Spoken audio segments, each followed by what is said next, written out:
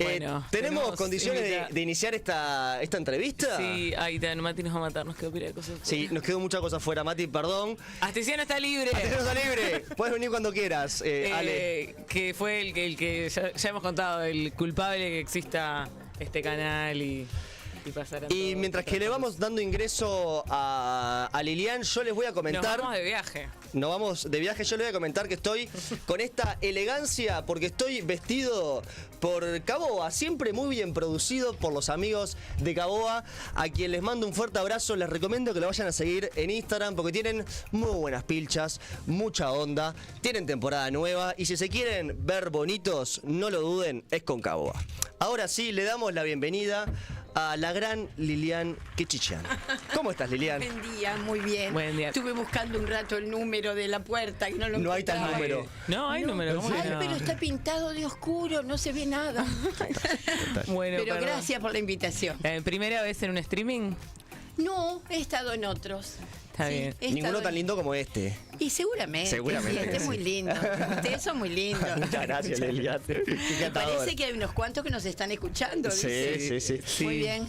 Y están escuchando a Norma Lilian Quechichán García, que es una política uruguaya. Para quienes llegan hace poco a esto, porque Lilian es una de las dirigentes políticas más conocidas hace varios años en Uruguay.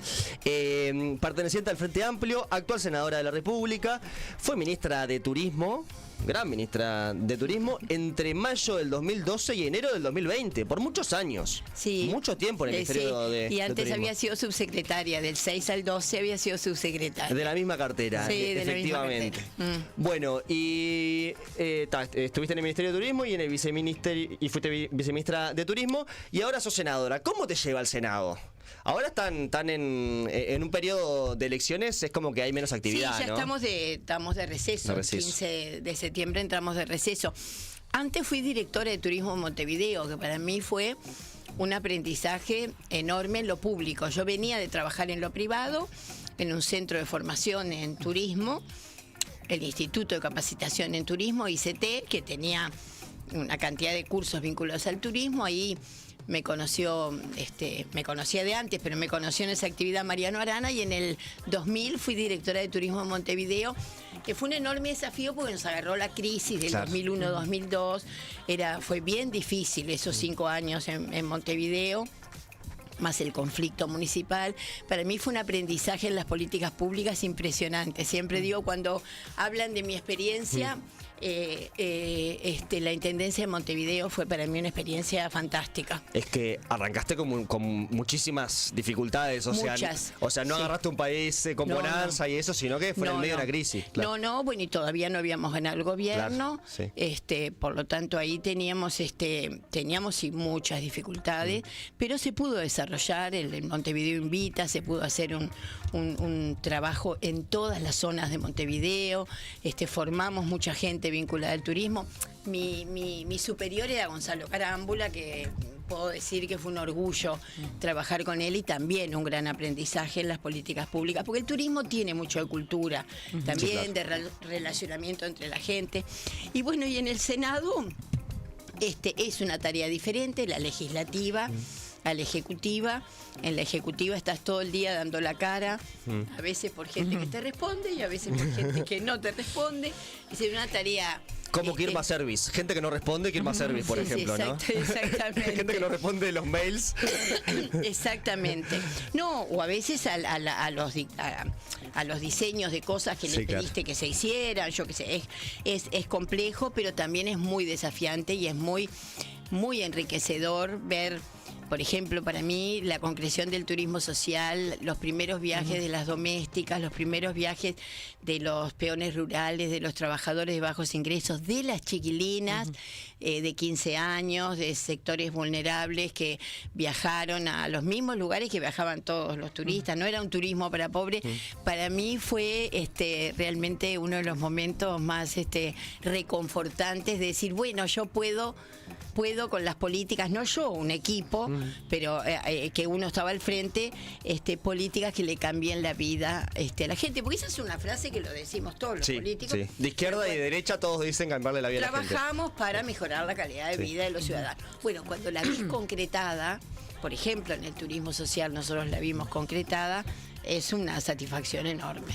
Liam, ¿sabes qué? Yo siempre digo acá que mi sueño, o sea, yo no sueño con la gestión pública, pero si tuviera que imaginarme un puesto, me gustaría ser ministra de Turismo. Me parece que tuviste el trabajo de mis sueños. Y bueno, y una de las... después te voy a ir tirando ideas y vos me vas a ir diciendo, está bueno, es horrible, no te dediques a esto, por favor. ¿Estás preparando tu programa para cuando seas ministra? Sí. Muy bien. Sí, tengo oportunidad única para asesorarte que me validen mis propuestas. Muy bien. Pero de verdad que la primera, para mí debería ser que el hecho, o sea, turistear no es un verbo, pero ejercer el turismo, no sé, hacer turismo sea un derecho, que se conciba como derecho, porque tenemos, así como tenemos el derecho a la licencia, debería poder, algo asegurado incluso por el Estado, que la gente pueda disfrutar de ese tiempo libre en otro lugar físico, teniendo... Y ¿cómo? Ahora hablabas del turismo social, ¿cómo se puede avanzar más hacia eso? La Organización Mundial del Turismo, ahora le cambiaron el nombre, es ONU Turismo, desde 1989 tiene definido el turismo como un derecho humano. Nosotros lo incorporamos. En la ley de turismo, nosotros teníamos una ley de turismo que venía de la dictadura, que era de 1974, que de cualquier manera había cumplido cierto rol ordenador, pero que indudablemente estaba vieja, y en el 2014, por unanimidad del Parlamento, se votó una nueva ley de turismo donde queda consagrado como un derecho humano. Sí, porque efectivamente le mejora la calidad, el ocio y la recreación mejoran la calidad de vida de la gente. Esperamos un poquito, que tenés agüita, perfecto. Bueno, pero igual creo que todavía falta un poco, porque todavía sigue siendo muy caro hacer turismo en Uruguay, incluso moverse de donde somos como un país chico, pero moverse de un departamento a otro sigue siendo caro. Justamente tenía ese aporte, que era el subsidio. El transporte estaba subsidiado, por lo tanto el costo era... ¿Y cuánta gente beneficiaria del turismo social? Nosotros en el último periodo viajaron más de 15.000 personas. Y además generaban una actividad económica. Claro. Si los viajes de turismo social llegaban a un lugar y ahí vendían los artesanos, y ahí vendían...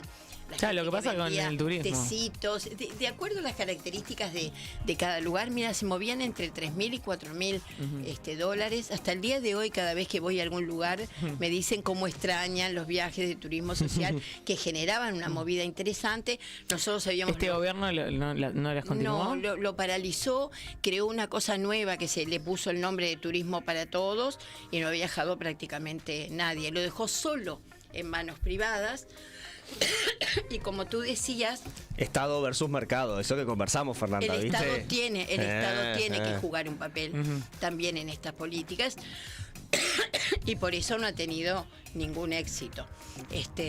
Es una pena, porque era de las cosas que estaba funcionando, y te diría que después de la pandemia, en algún momento incluso yo le comenté al ministro, es el momento ideal para que, por ejemplo, las tisaneras, las limpiadoras, las enfermeras, todas aquellas personas que nos cuidaron en la pandemia, que vivieron un estrés tremendo, era un momento para haber hecho, por ejemplo, un plan de turismo social para ese sector de la sociedad. Otro hubiera sido para los jóvenes, que hoy la vida nos demuestra que dejó unas consecuencias de salud mental terribles. Todos los días en mi despacho hay alguien que me viene a plantear un tema vinculado a la pospandemia y a los jóvenes.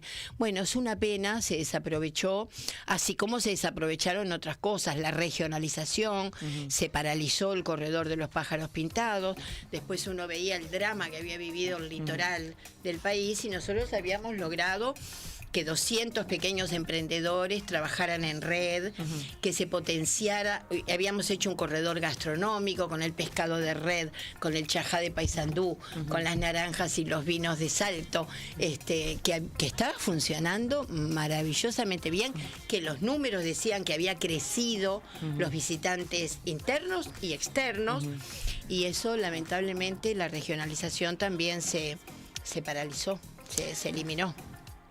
otra propuesta que tengo para hacer si vuelven a estar al frente de esta cartera, que Uruguay natural, no se puede mantener ese eslogan. ¿Por qué no te gusta? Porque no tenemos naturaleza tan ostentosa como nuestros vecinos, entonces ahí perdemos. Te puedo dar mi sugerencia, la estuve pensando mucho para esta entrevista. Uruguay como en casa. ¿Uruguay? Como en casa. Porque es como... No podemos decir que tenemos la mejor ciudad ni la más naturaleza, pero ¿sabes lo que somos? Gente cálida, que te hace sentir como en casa. En inglés es like home. Lilia, podés tratarla como una alumna que se está confundiendo, ¿eh? No, pero me encanta, Uruguay natural, me encanta que tenga ese interés por esta actividad. No, ¿sabés que nosotros, mira, primero, vinculado a lo anterior, vinculado al turismo social, está en el programa del Frente Amplio. Es una de las medidas también prioritarias, el programa de turismo social. Vinculado a esto segundo, cuando nosotros llegamos al ministerio, el Uruguay natural había sido creado por Jorge Valle y muy utilizado por Berlaberri cuando fue ministro de Turismo. Y bueno, cuando uno llega al gobierno tuvimos muchas voces que nos decían hay que cambiar todo. Y nosotros dijimos, a ver, paso a paso, no llegamos como una empresa de demolición, llegamos a construir, por lo tanto, lo que está bien, y lo que haya que cambiar, que hubo que cambiar, si muchas cosas se cambiarán. Y el Uruguay natural, nosotros lo auditamos, y no aparece solo vinculado a la naturaleza. Uruguay natural es más abarcativo, es decir, habla de la calidad de vida, habla de las reglas de juego claras, habla de un Uruguay diferente, no es solo naturaleza. Entonces nosotros lo mantuvimos y yo creo que tiene suficientemente fuerza. Mira, cuando salimos cuartos en Sudáfrica, que obviamente Forlán había sido el mejor jugador del mundo, nosotros... nuestro ministerio avanzó mucho en el tema redes, en el tema cómo trabajar segmentadamente. Es decir, nosotros sabíamos que la propaganda o la promoción de Uruguay en un country de Buenos Aires no era lo mismo que en el Gran Buenos Aires, y nosotros sabíamos si alguien estaba buscando Uruguay, no sé, leyendo El País de Madrid, y ahí llevábamos la promoción. Incorporando herramientas del marketing digital desde temprano. Muy. La verdad que fuimos en el Estado, yo te diría que pioneros. En la utilización de esas herramientas. Porque hay campañas políticas hasta el día de hoy que no las incorporan. Exactamente, o sea, es increíble. Y que un ministerio ya lo haya hecho antes es muy los ministerios, la administración pública tiene un desafío grande con las nuevas herramientas. Ahí nosotros incluso mejoramos, porque al principio nos cobraban por cada clic. Alguien entraba, clic, ya teníamos que pagar. Después lo fuimos perfeccionando para mejorar el gasto y vimos que tenían que estar por lo menos unos segundos mirando la noticia, y ahí te decía en ese momento que Uruguay estaba en boca del mundo, porque si bien es cierto que Uruguay había mejorado su conocimiento, es decir, yo viajé mucho a las ferias en Europa a promocionar Uruguay, y yo te diría que el Ceibal, la trazabilidad de la carne, la agenda de derechos, el fútbol, ni que hablar, eran parte de Mujica.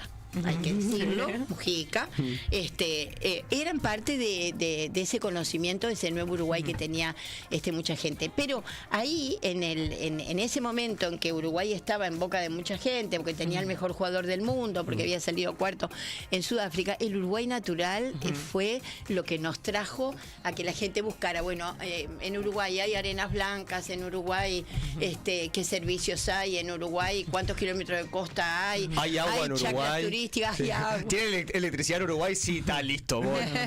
Lilian, pregunta, y en ese sentido, porque en el paquete progresista 2010-2015 que mencionaste, también lo que entra es la incorporación de la ley de cannabis en Uruguay, y siempre se criticó por parte de algunos defensores de la ley que como que faltaba la posibilidad de que el extranjero, el turista, pueda consumir cannabis legalmente, porque, o sea, vienen y consumen, pero compran ilegalmente. ¿Qué quedó por hacer o qué se puede hacer respecto a el turismo canábico en Uruguay? Mira, en ese momento en que el proyecto de la venta de cannabis en las farmacias, que desde mi punto de vista fue un avance, fue una manera de ir buscando formas de quitarle al narcotráfico. Obviamente que la política de solo represión con el narcotráfico ha fracasado en el mundo y se trató de buscar otras vías modestamente, porque nadie iba a pensar que íbamos a luchar contra el gran narcotráfico, pero creo que logramos que unos miles de personas tuvieran un producto de mejor calidad, y no tuvieran que andar en el submundo de lo ilegal. Entonces yo en ese momento, cuando recién se estaba instalando el nuevo programa, no era partidaria del turismo canábico. No creí que debíamos promocionar el Uruguay para que vinieran a consumir. Hoy tengo una postura un poco distinta, el programa ya está firmado y no parece tener mucho sentido. He hablado mucho con Diego Olivera. Hoy en esta nueva propuesta electoral él va a ser mi primer suplente. Él estuvo en la Junta de los Drogas, un entendido de estos temas. Lo hemos entrevistado. Ha trabajado muy bien con Radio y me hizo cambiar bastante de opinión. Cuando dijiste el programa ya está firmado, ¿qué programa está firmado? Ha firmado. Ha firmado.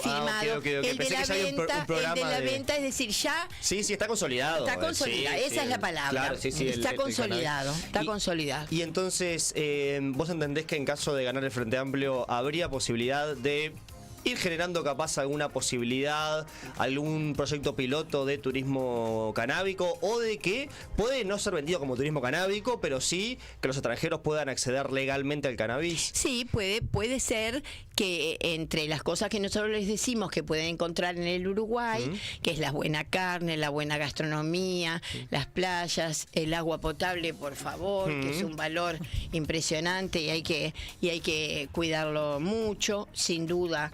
La seguridad, que comparado con otros lugares probablemente todavía estemos mejor, aunque nosotros estamos muy desconformes con lo que estamos viviendo, pueda ofrecérsele también que puede encontrar este tipo de servicio, digamos. Y para eso se necesitaría una transformación normativa, ¿no? No. Los productos turísticos los construye el Ministerio de Turismo. ¿Y cómo digamos, la ley dice que no se le puede vender a extranjeros. Claro. Sí, perdón. Habría que modificar, pero ley. Eso es una modificación legislativa y seguramente si se plantea, y nosotros somos gobiernos que se supone que tenemos mayoría y podríamos lograrla. Sería un trámite. Aunque sería una oferta más de lo que el Uruguay tiene para ofrecer, ¿no? Sí, es que Uruguay tiene cosas mucho más interesantes, o por lo menos mucho más variadas. O tiene cosas que a veces la gente no identifica, la observación de aves, aunque te parezca mentira. Obvio. Hay mucha gente que no puede creer que en la ciudad puedan escuchar pajaritos, las estancias turísticas. Los gringos piran con eso, decís. Piran, absolutamente. Bueno, yo tengo 2 nietas que viven en Nueva York, mellizas de que viven en Nueva York, y cuando llegan acá se asombran por el cielo azul que pueden ver, así extenso, y por los pajaritos. No hay sirenas, claro. No hay sirenas. Como en Nueva York. ¿Y cuál es el reclamo más grande no atendido todavía para el sector turístico? Porque es un sector que, tiene el tema de que es muy estacional, que depende mucho de Argentina, de Brasil, que si están mal ellos, no hay magia que pueda hacer el ministerio. Que todavía es un debe para con ellos. Mira, yo creo que el gran debe que existe, que nosotros lo reclamamos en nuestro periodo de gobierno, si bien el presupuesto creció en nuestro periodo de gobierno, igual el presupuesto es ínfimo, es el peor presupuesto del Estado. Son $20 millones. 20 millones de dólares. Es menos que lo que gasta el INUMET por año para una actividad de primer nivel económico, de primero. ¿Y no tendría que estar dentro del Ministerio de Industria, capaz? No. Y una parte en cultura. No. Tiene que en realidad está atravesado por todo. Demasiada importancia, tiene demasiada importancia y demasiada especificidad. Yo creo que sí que merece ser un ministerio. Yo te diría que el primer reclamo es el presupuestal y es el institucional. Es un ministerio que tiene menos de 100 trabajadores hoy. ¿El Ministerio de Turismo tiene menos de 100 trabajadores? Menos de 100 trabajadores. Pero cierra el hoyo, que estamos. Y $20 millones. Y logramos lo que logramos. Así que imagínate, yo creo que esas dos cosas, el afirmarlo institucionalmente de otra manera y mejorar el presupuesto, está también en nuestro programa. El ministerio no soporta más un nuevo periodo con esta plantilla, que cuando nosotros llegábamos eran excedentarios. excedentarios de AFE, excedentarios de Pluna, porque ya había excedentarios de Pluna, les quiero decir, hace 20, 25 años en el Uruguay. Nosotros fuimos incorporando algunos licenciados, hoy tenemos muchos. Nos pide la sonidista que no te alejes tanto del micrófono. Que no me acerque. Que no te alejes tanto. Que no me aleje. Incorporamos licenciados, incorporamos mucha gente que había hecho maestrías, pero de cualquier manera todavía falta en el área estadística, falta mucha gente, en el área de control, si bien ahora la tecnología nos ayuda a controlar de una manera diferente, ya no con el inspector que vaya a la puerta del hotel, pero de cualquier manera hay algunas áreas que están muy débiles. Yo te diría que la primera prioridad es esa. Claro. Lilian, ¿cuánto representa el turismo más o menos en la economía uruguaya? Mira, ahora no tengo claro, pero cuando nosotros salimos del ministerio eran unos 7 puntos del Producto Bruto. ¿Del PBI? Sí, del PBI. Eran unos 2.000, 2.300 millones de dólares. Muchísima plata. Mucha plata. La carne son 1.600. Claro. Así que imagínate, y es el producto estrella del Uruguay, y ojalá lo siga siendo. Yo no voy en contra del agroexportador, no, claro, pero sí reivindico el lugar que debe ocupar el turismo como generador de divisas y de empleo. Datos del BPS, más de 100.000 puestos de trabajo. Sí, claro. Entre los directos y los indirectos. Es muy importante. Es una actividad económica de primer nivel. Porque aparte, si vos te fijás en cómo evoluciona la actividad en algunos meses y en otro, cuando hay más actividad turística, el empleo recontra crece. Entonces, recontra crece. Nosotros habíamos logrado que esa meseta, que después se convertía en una montaña y que después volvía a la meseta, se fuera acompasando. Es decir, nosotros en los cuatrimestres, que era lo que estudiábamos, en cada uno de los 3 cuatrimestres habíamos ido mejorando en la desestacionalización, porque habíamos creado nuevos productos, las estancias turísticas, se había potenciado el termalismo, se habían creado, el propio turismo cultural, que era contra el turismo de sol y playa, que es lo que tradicionalmente cuando nosotros llegamos al ministerio se promocionaba, Colonial Tree y turismo de sol y playa. Claro. Eso sigue siendo fuerte porque además tenemos mucha cosa para ofrecer, pero también falta todo lo que no es costa, digamos, ¿no? Efectivamente, pero hemos crecido mucho y además en eventos, digamos, el turismo de congresos, el turismo de cruceros. Claro. Hay nuevos productos que han ido creciendo y creo que ahí, por ejemplo, en el turismo de congresos, la construcción del centro de convenciones de Punta del Este fue la inversión pública más importante para desestacionalizar el turismo. Los congresos son justamente en el periodo donde no hay playa. Por lo tanto, la vida nos ha demostrado que cada congreso mueve por varios días la gastronomía, la hotelería y los servicios en los lugares donde se realizan. Actualmente casi monopólicamente te diría en Montevideo y en Punta del Este aunque hay algunos eventos en Colonia, pero yo te diría que mejorar la infraestructura de eventos también sería una tarea central para mejorar ese producto. Y tengo una pregunta, porque muchas personas, no estuvimos nunca en Tokio o en alguna ciudad así, pero tenés como una imagen porque está como tan bien marketineado que es como que decís París, yo capaz no estuve, pero tengo algunas imágenes. ¿Cómo logramos que eso pase con, por ejemplo, muchos puntos turísticos del interior no costero del país? Para que la gente... ahora estaban diciéndose el Valle del Lunarejo. Hermoso. Yo no lo tengo en la cabeza. O sea, sé que existe, sé dónde está, pero me falta que me hayan marketineado más esos lugares. ¿Se podría también pensar en ir por campañas de difusión, incluso internas? Mira, campañas ha habido siempre, pero esas ciudades que vos mencionás han tenido como un enorme aliado la industria cinematográfica. Seguramente tú conocés París, o conocés Manhattan, o conocés Londres, o conocés los países escandinavos por la industria audiovisual. Estados Unidos, que sabemos cómo son las universidades de Estados Unidos por las películas. Absolutamente. La industria audiovisual, nosotros siempre decimos que la primera película en La Puta Vida hizo más por la promoción del Uruguay mostrando la Rambla en Montevideo que miles de campañas promocionales.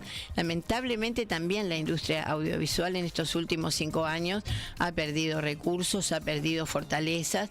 Es una pena porque además de todo lo que genera, es un enorme promotor del Uruguay. Sí, claro. Enorme.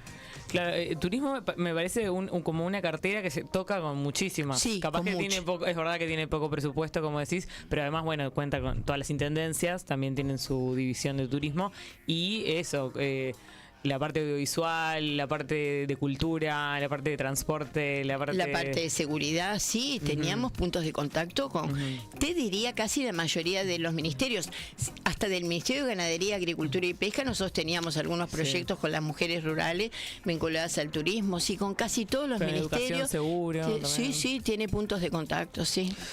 Lilian, y con, perdón, con la Ciudad Vieja, por ejemplo, que es una ciudad, que es una zona que hasta el día de hoy recibe mucho turismo, ¿no? Va mucha gente, pero también por momentos uno ve que hay ciertas zonas que están un poco venida menos. ¿Se puede invertir más ahí? ¿Se puede explotar más, en el buen sentido, la Ciudad Vieja? ¿Qué se puede hacer ahí? ¿Es de la Intendencia? ¿Es del Ministerio de Turismo? Bueno, del Ministerio de Turismo no. El Ministerio de Turismo lo que hace es promocionar lo que está. La Ciudad Vieja tuvo diversos, es sin duda el lugar más visitado, junto con la Rambla de Montevideo, junto con el Museo del Fútbol y el Estadio Centenario. La mayoría de los turistas dicen que nunca habían visto un estadio en el medio de un parque tan hermoso. A veces nosotros ni nos damos cuenta de lo que tenemos. Que vayan de día igual al Centenario, de noche no está muy lindo. Bueno, por eso te digo, tiene... Me robaron el auto el viernes ahí, así que no quiero hablar del tema. ¿Sí? Ay, qué horrible. Me rompieron el vidrio, pero no pasa nada. Bueno, no, pero la Ciudad Vieja tuvo impulsos de inversión, tuvo impulsos de polos gastronómicos, que creo que tuvieron su momento, y siempre tiene como aliado o como contrafuerte la seguridad. Claro. Y a mí me parece que en estos últimos años se ha aflojado, y efectivamente los propios comerciantes te dicen abrimos de día pero no abrimos de noche. Claro. Ha cambiado. Y el otro desafío que tiene la Ciudad Vieja es llevar gente a vivir en forma permanente, estudiantes, jóvenes, monoambientes, es decir, yo creo que ahí hay mucho todavía para hacer, para darle ese dinamismo que necesita, de barrio y también de casco histórico, que además, no te olvides, los cruceristas llegan al puerto, cruzan una cuadra, eso no les pasa casi en ninguna parte del mundo, y están en el casco histórico de la ciudad.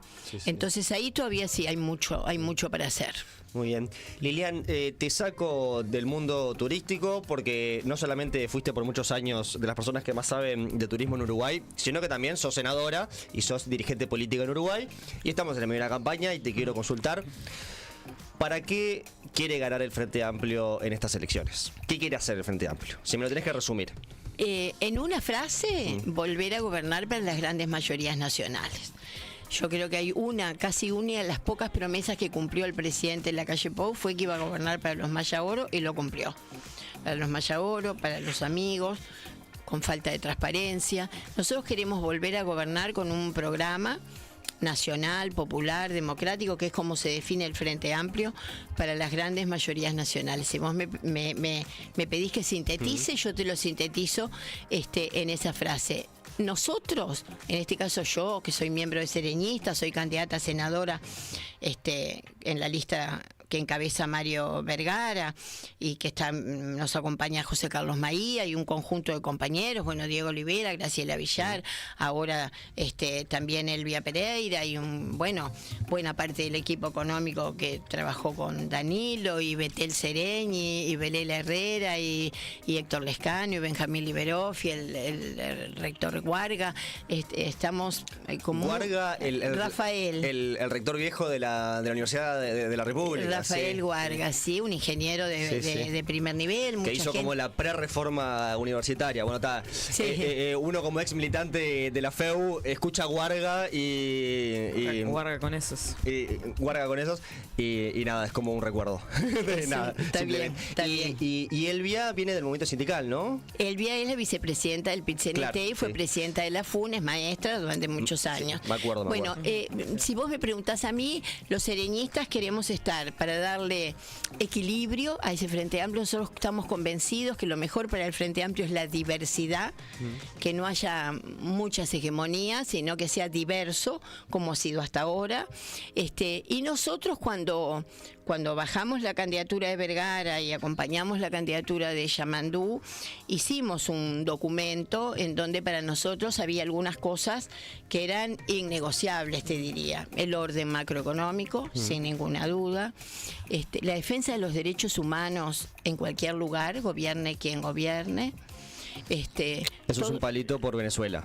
Bueno, por Venezuela o por cualquier otro caso. Nosotros el año pasado trajimos a una ex comandante nicaragüense, la trajo Sereñistas para que contara lo que es hoy la experiencia nefasta del gobierno de Nicaragua, de Ortega. Realmente para nosotros esos temas son claves, primero porque muchos de los que integramos Sereñistas fuimos víctimas de la dictadura y realmente tenemos un tema de principios y ético de defender los derechos humanos donde sea, el orden macroeconómico, los diálogos con la sociedad civil, que a nosotros también nos parecen sumamente importantes. Bueno, eso es lo que nosotros queremos aportarle, certezas.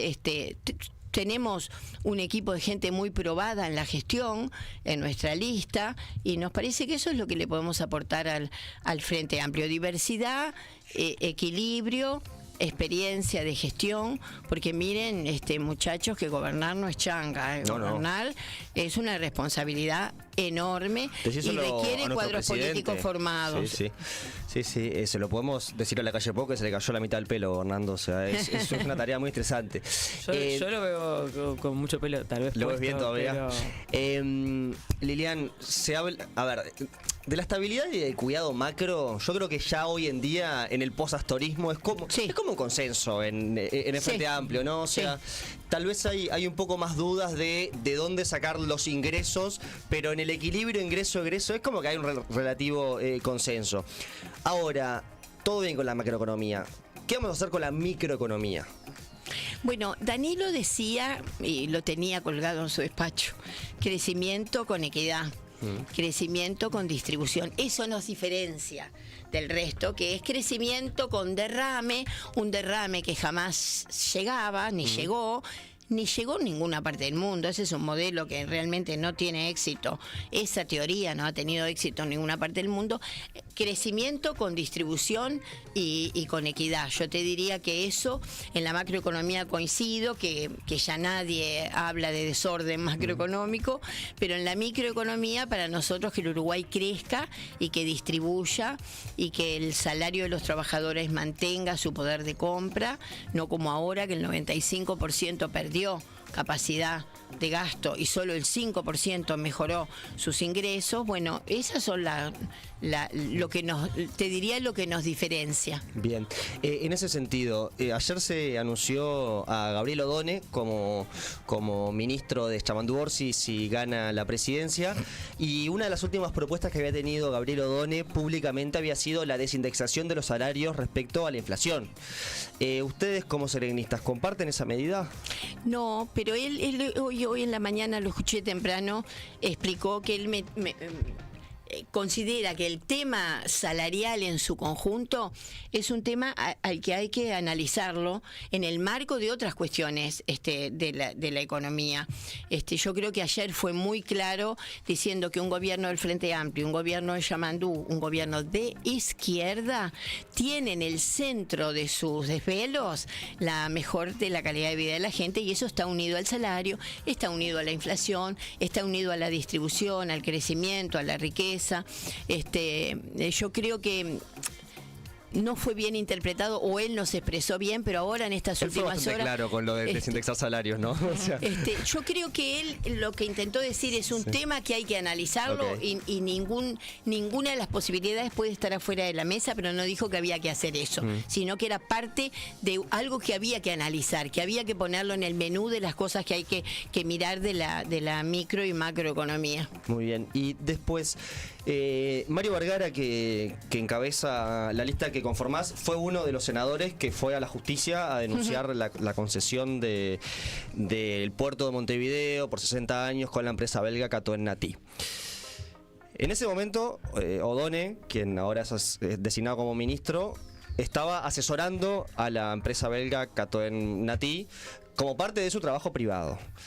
¿No les genera cierta contradicción eso a los dirigentes del Frente Amplio que llevaron a todo el Frente Amplio, o sea, que les pidieron que los acompañen a Fiscalía, a hacer una interpelación por la cuestión de Catoen Natig, y el ministro de Economía designado estaba asesorando a la empresa belga que, según el propio Frente Amplio, firmó un acuerdo nefasto para la economía uruguaya? Mira, en el marco de su actividad privada, obviamente yo no voy a opinar de lo que hizo Gabriel Odone. Él también ha sido claro que si hubiera tenido que recomendar, no recomendaba firmar así como está ese acuerdo que se firmó por 60 años. Entonces, las dos cosas hay que plantear.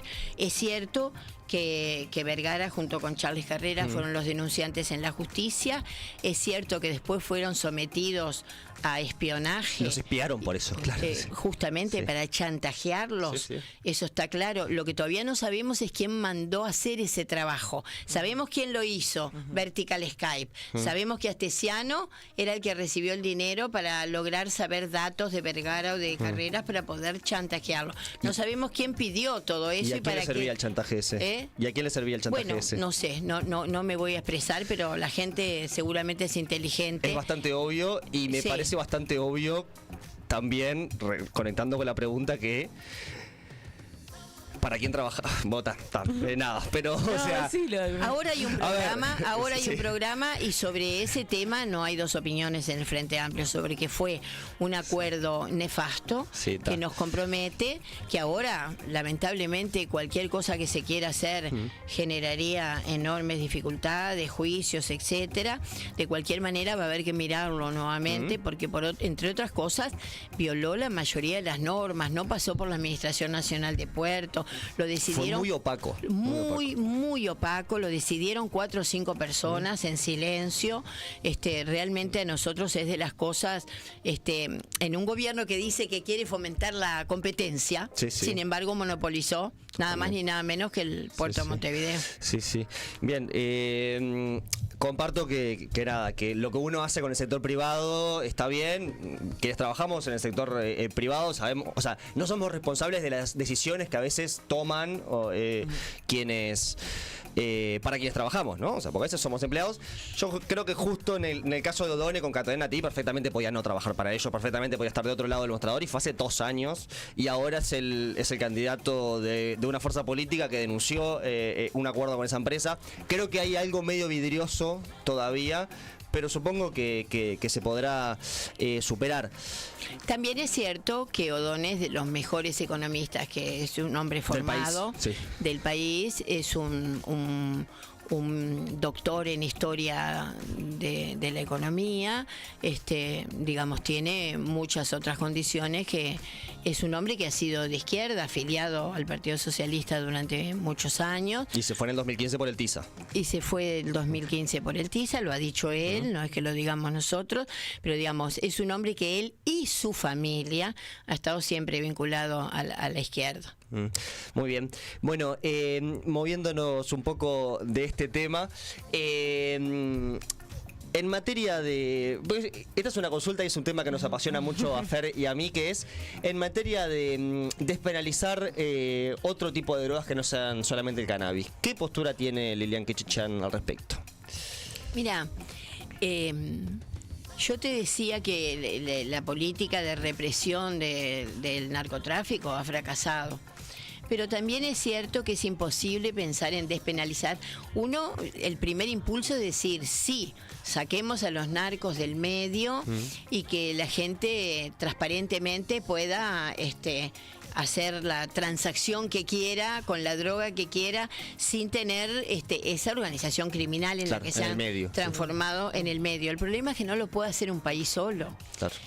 Uruguay libera todas las drogas y nosotros tendríamos una inundación de los países donde siguen controlados donde el narcotráfico sigue mandando. Entonces es un tema complejo. El objetivo sería que el mundo entero pudiera transparentar este tema, pero es muy difícil que lo hagan países en solitario. Lilian, ¿qué es más peligroso, el plebiscito del PCNT o despenalizar todas las drogas? Yo no sé si peligroso. Para nosotros no es conveniente. Entre otras cosas, para Lilian Quechichán, en primer lugar, porque el Frente Amplio tenía resuelto por unanimidad otro camino. El diálogo social. El diálogo social. Por unanimidad. Estuvimos 7 meses analizando cuáles eran las plataformas para incorporar al diálogo social y nos pusimos de acuerdo todos.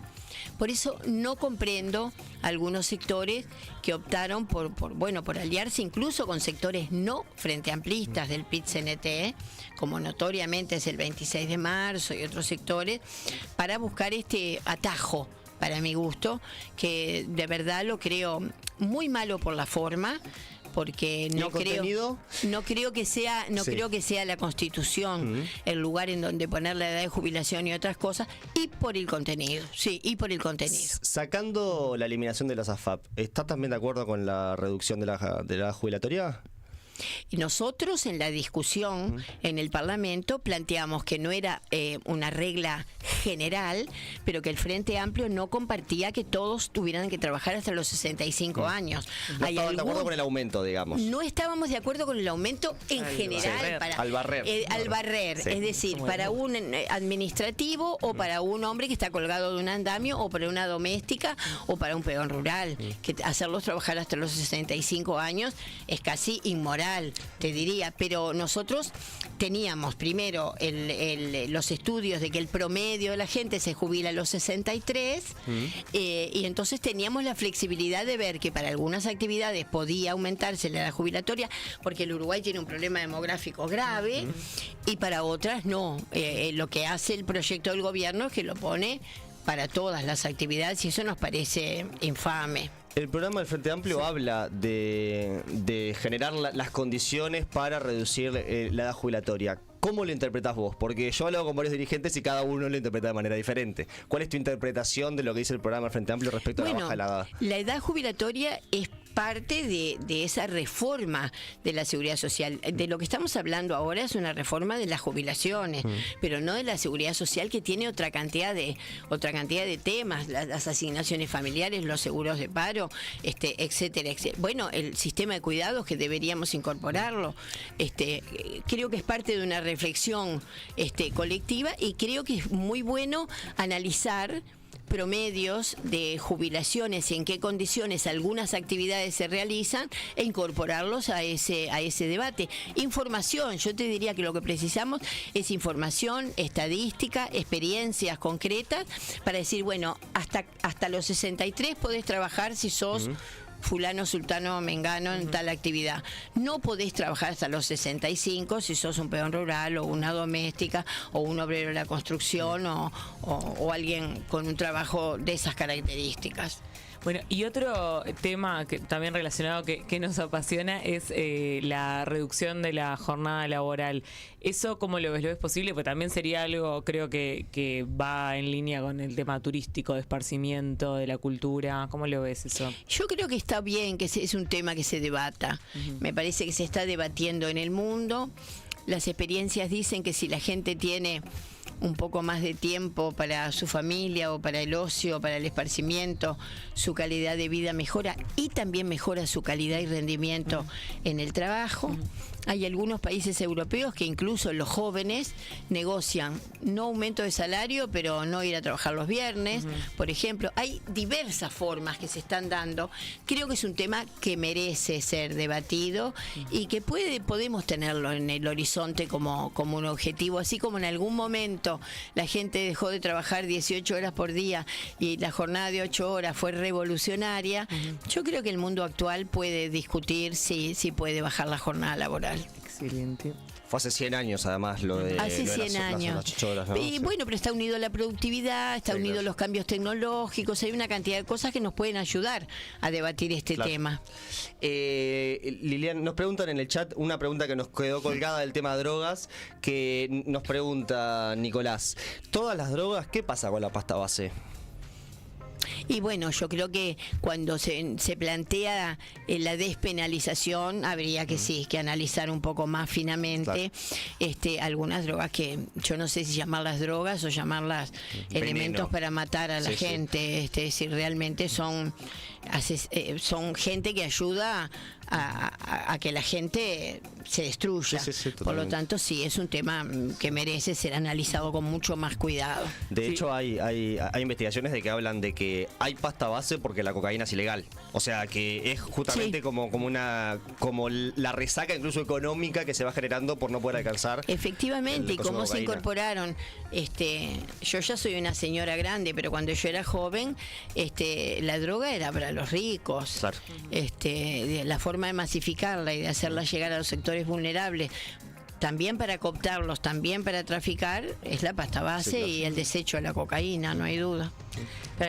La última, que también es una del chat, y con esta cerramos, te dicen, ¿por qué si la autocrítica del Frente Amplio fue no distanciarse de los movimientos sociales y las bases, el voto de partidos como el suyo, el MPP y la Vertiente fue sordo a la voluntad unánime de las bases de Montevideo, Canelones e Interior?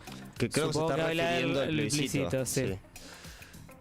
A ver, primero, cuando nosotros decimos en la autocrítica, dijimos nos habíamos separado un poco de la gente en general, no solo de los movimientos sociales, pero junto con eso siempre hemos dicho que tenemos autonomía de los movimientos sociales. La fuerza política es la fuerza política y los movimientos sociales, llámese PIT-CNT, FUCBAN o quien sea, tienen su propia dinámica.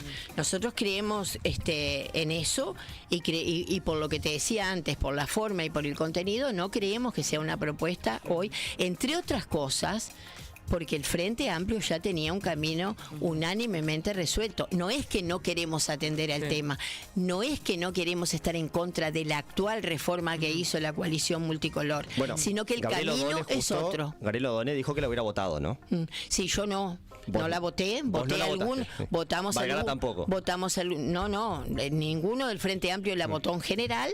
Algunos artículos que nosotros mejoramos sí los votamos, pero después pusimos a plebiscitar 134 artículos que nos parecían que eran perniciosos, entre otras cosas de base falla, que es ¿quién sostiene a la seguridad social? ¿Solo los trabajadores? ¿O había que haber pensado en una forma de mejorar los ingresos del Banco de Previsión Social con otros aportes que hoy están exonerados y que por años han estado exonerados? El transporte, la educación, el sistema, el agroexportador. Hay muchos otros lugares de donde sacar recursos que no sea solo de los trabajadores. Y en el ahorro individual, algunos compañeros hablan de sin lucro. Bueno, el Frente Amplio en sus 15 años de gobierno bajó las comisiones de la SAFAP como nadie nunca antes los había hecho. Lo que nunca dijimos es que nos negábamos al ahorro individual, y eso es lo que está en la papeleta, es decir, va contra a lo que el Frente Amplio ha dicho. En el programa del Frente Amplio anterior había alguna precisión mayor respecto al ahorro individual. En este no, en este como que se desespecificó. Última consulta, porque de la SAFAP, de eliminarlas es evidente que no están de acuerdo, con bajar la jubilatoria al barrer tampoco, y con aumentar la jubilación mínima respecto al salario mínimo. ¿Estás de acuerdo como medida? Con ese formato no, estoy de acuerdo porque fui parte de un gobierno que en 15 años lo hizo. Claro, y gran parte del costo del plebiscito es por lo que se bajaron las jubilaciones ahora. Exactamente, ¿no? Nosotros aumentamos las jubilaciones mínimas como nunca antes.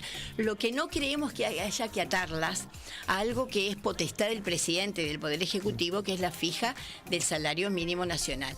Nosotros creemos que atarla obligatoriamente en la Constitución va a hacer que el salario mínimo se frene y por lo tanto también se frenen las jubilaciones mínimas, porque ahora el cálculo que va a haber que hacer, ¿tengo recursos para los salarios mínimos o tengo recursos que se multiplican de una manera exponencial? Entonces la forma es la que nosotros no compartimos. Se van a frenar, depende de quién sea el presidente, ¿no? Y sí hicimos aumentar las jubilaciones mínimas en nuestros periodos de gobierno.